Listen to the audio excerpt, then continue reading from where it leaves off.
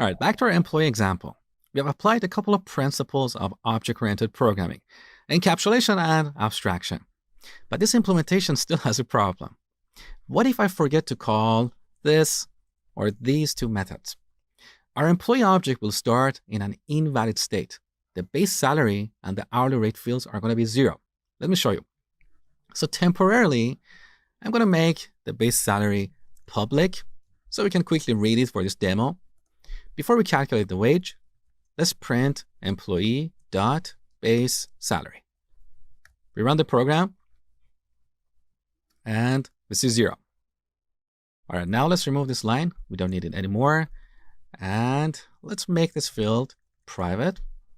So here we have a bad implementation because whoever is using the employee class has to remember to call these methods in order.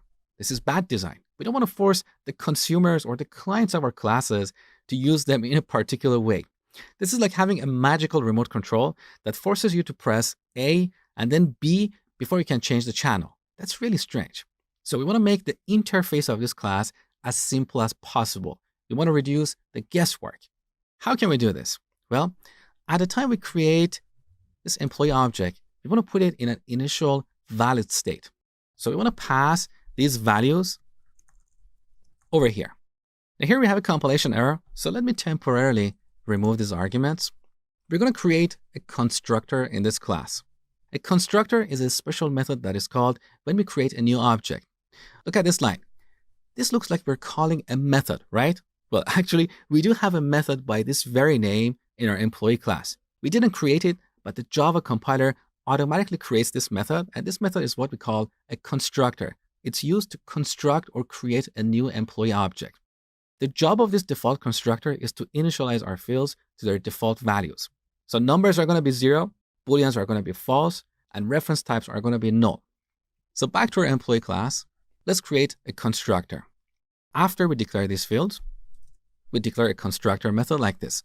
Public, this method is not going to have a return type, not even void.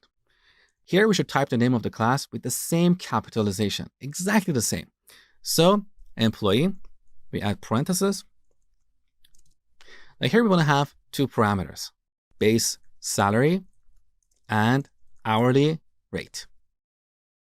So now we have a custom constructor, and Java compiler is not going to create the default constructor for us. So in this constructor, we want to initialize these fields based on the values that we receive here. Now, there are two ways to do this. One way is to write code like this. That base salary equals base salary. However, with this implementation, I can still pass a 0 or a negative value as the base salary. So our employee object will start in an invalid state. So here we should use the setters that we created. These setters will throw an exception. So if we try to create an employee object with invalid values, our program is going to crash. We'll never have an employee object in a bad state in memory. So back to our constructor, let's call set base salary, and we give it this value. Similarly, we're going to call set hourly rate, and we pass that here. Now back to the main class. Here we have a compilation error because our employee class has a custom constructor that expects 2 arguments. So we're going to pass 50,000 and 20 here. Now this line is getting a little bit too long, so I'm going to break it down so you can see clearly. All right. Now we no longer need to call these methods in order. So let's delete these 2 lines. Now our main method is even cleaner. It has only 3 lines of code.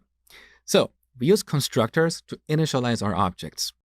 If we don't create a constructor, the Java compiler will automatically create one for us. This is called the default constructor, and it will initialize all the fields to their default values.